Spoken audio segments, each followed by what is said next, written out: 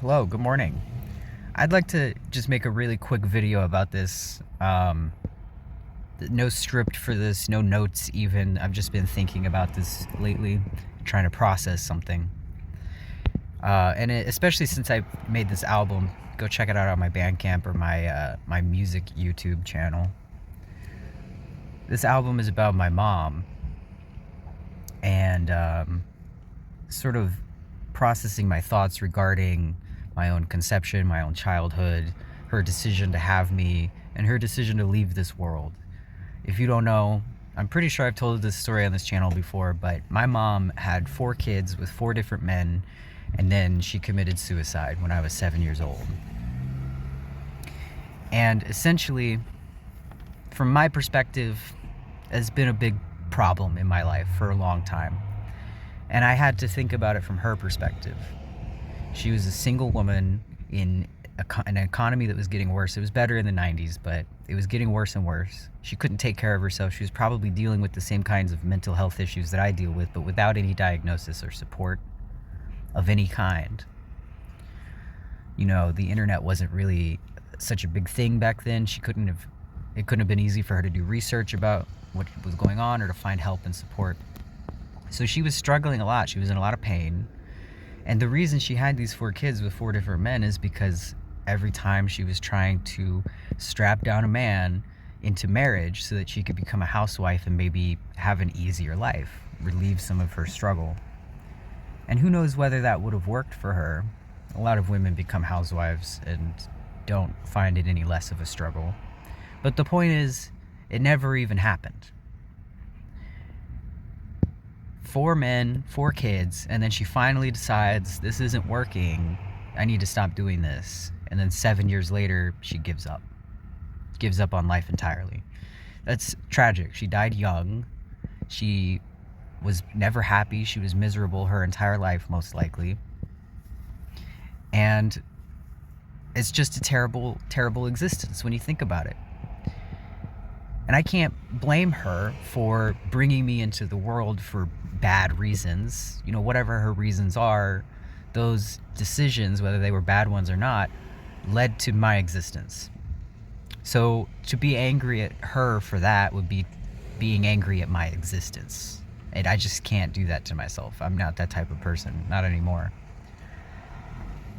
So I have to forgive her, right? And making this album was part of processing that and part of doing. And I've been kind of going through this process slowly over the past year or so, really thinking about it. Especially since I dated this one girl that sort of reminded me of my mom and the stories that people told about her. And here's the thing. Finding meaning and purpose in my existence, it requires me going back to my conception. Back to even before my conception. Thinking, why did my mom bring me into the world? Maybe that's an answer. And initially you might think that the answer is, so that she could strap down a man and relieve her own struggles. That's such a selfish reason, right? So when it comes to me, my existence has everything to do with her, and it didn't work, and she gave up. I was the 4th attempt at fixing her life, and it didn't work, and she gave up. So what's the point of me being here? What's the point of me even existing at this point? Maybe I should have died with her or something. But that didn't happen. I'm still here. I'm an adult. I'm gonna be older than she ever got to be in a couple years, in a handful of years. I will have lived a longer life than this woman that brought me into the world specifically so that she could live a good life. Isn't that selfish of me in some way, right? But I don't think it is. I think there's an evolutionary purpose. I think there's a deeper reason. And if I take a step back from just the individual circumstances of my life and my mother's life, and I think about it on an evolutionary scale, on a societal scale, these types of things happen to create strong people. There is a theory that when a woman is pregnant and she's under an immense amounts of stress, typically she's going to have a miscarriage, because it's not a good use of resources when you're under a lot of stress to be pregnant, to have a baby to take care of. So typically, when mothers are under immense amounts of stress, they miscarry. But that did not happen to me. This woman had 4 kids, each one making her life more and more stressful, draining her resources even more. And as far as I know, she never had a miscarriage, which means that she was built to handle stress. And maybe her bad decisions resulted in too much stress for her to handle, and she ended up giving up. But those decisions also resulted in 4 children, and I'm one of them. And if she was built for stress, that means I was built for stress too, because I survived being conceived and being built inside a womb that should have maybe miscarried me. I should have died as an infant. I should have died as a fetus. I should have maybe never been born. And I've had this thought without the context of actually, though, I was born because I survived that, which means I'm built to survive stressful situations. I've been doing it since before I was born. And there's something to that. Now, in ancient times, this would have been an evolutionary advantage for hunter-gatherer societies, because the only children born under stressful circumstances would grow up to be naturally strong, resilient adults who would then maybe go on to solve the tribe's problems, protect them from predators, from enemy forces, from other tribes and things like that. That would have been me. But instead, in the modern world, people don't see a warrior. They don't see somebody that's strong and resilient. Maybe they do, but there's nothing they can do to reward that. They're not going to have rituals and ceremonies for me. They're not going to remember my name for generations. Instead, I get ostracized and bullied because in the modern world, there's no predators to protect us from. The predators that I'm trying to protect people from are like politicians. And that's much more abstract and complicated than, hunting and using a spear and killing things, which is what I'm built for. And I don't have like a violent spirit in that way, but I have a protective spirit. I want to help people and protect people. And I know that I have the strength and resilience to do things other people can't do. I am built for emergency situations. I'm built for stress. And it's kind of despairing to realize about yourself. It's a great thing to realize about another person. Like, oh, I'm so glad that I have somebody in the world that can deal with stress so that I don't have to, so that they can solve the problems, they can handle the emergencies. Most people, when an emergency situation happens, they scream, they cry, they freak out, they start to hyperventilate, they can't control their emotions. When emergency situations happen and I'm around, I take a deep breath and I lock in and I handle it.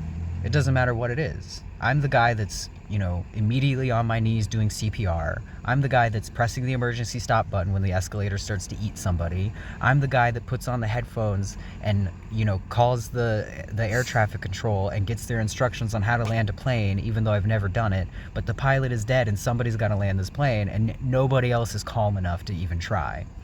That's me. I'm that guy. Genuinely, I'm built for that kind of situation. I thrive under pressure. And a lot of people relate to this, and it's kind of despairing to realize that about yourself, because it's kind of like, how can I ever feel safe and relaxed when all I know is thriving under pressure? Like, even though it's a condition of thriving, it's exhausting. And it makes the rest of life, when life isn't an emergency, it makes it scary and anxious. And that's something I had to deal with and process. By realizing that I'm always prepared for an emergency, even if I don't know what's going to happen, even if I don't know how I'm going to deal with it, I will automatically, without even trying, lock in and just handle the situation. And so I don't need to know what's going to happen. I don't need to think so deeply and overthink and spend all of my outside of emergencies time thinking about possible emergencies. So that's what I did for my anxiety. But on another level, the way that this relates to my mom, it gives purpose to my life. It makes things make sense. Because if I survived what should have been a miscarriage, and I've grown up to be even more strong and resilient than my mom, no signs of I'm going to kill myself, no signs of I need to have children so that I can strap down a man and make things easier. I mean, I've had thoughts like that, Like, I would really just like somebody to take care of me.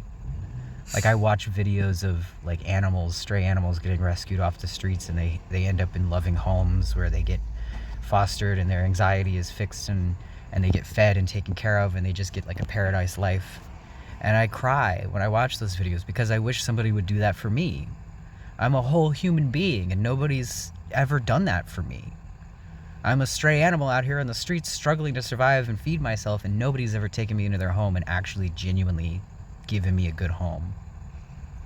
And I would like that to happen, but chances are it's not going to. So I'm built for this, right? I'm built for this, and I have to exist in it. Not only have my decisions throughout life subconsciously aimed me in that direction, maybe similar to what my mom was experiencing, but I have to. At some point, somebody is going to see the worth in my biology and the way that I operate in the world and the fact that I thrive under pressure. Somebody's going to see that.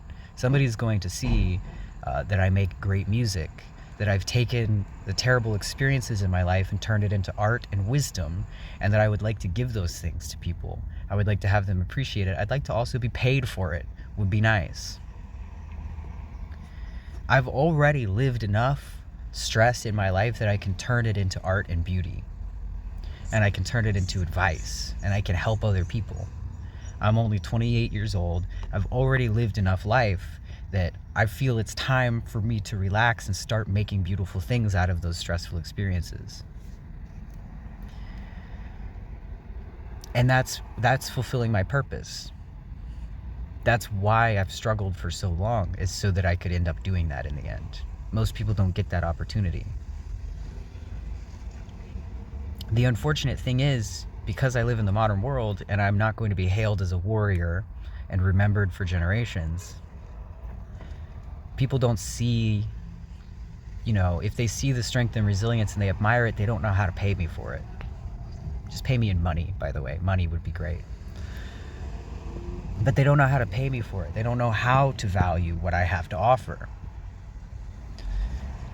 And they end up hurt for it. I mean, I've been in jobs, right, where I am trying to get people to realize that the company that we all work for is kind of evil and kind of doesn't have our best interest in mind, and people get angry at me for that. People get angry. People turn me into their enemy because I'm trying to help them, right? In ancient times, they would celebrate me. But in the modern times, they just see some guy that can't hold a job and that makes problems everywhere he goes. And so instead of being, rewarded for my strength and resilience that I've been carrying and enacting and living out since before I was born, instead of being rewarded for that, I'm ostracized, I'm bullied, I'm devalued, I'm considered lazy because I'm just not built for a relaxed life. I could achieve it under the right circumstances, but those circumstances aren't being met because nobody sees my value. Very few people do.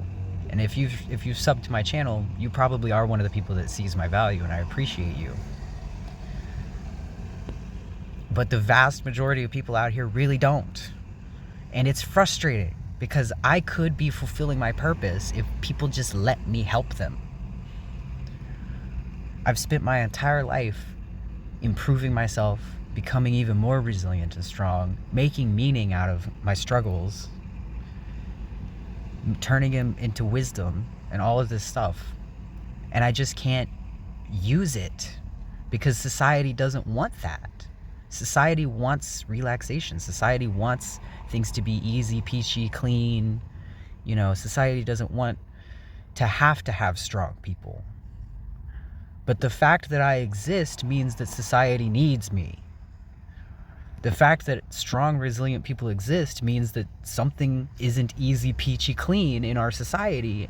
And we need, the fact that my mother didn't get the support that she needed, right? The fact that my mother had to make those bad decisions, that those bad decisions even crossed her mind as an opportunity of some kind. The fact that that happened at all means that there is something wrong with society. There's been something wrong with society since before I was born. There are predators and enemy forces, and I'm the guy that's supposed to be dealing with it, and you're all ostracizing me and bullying me for it.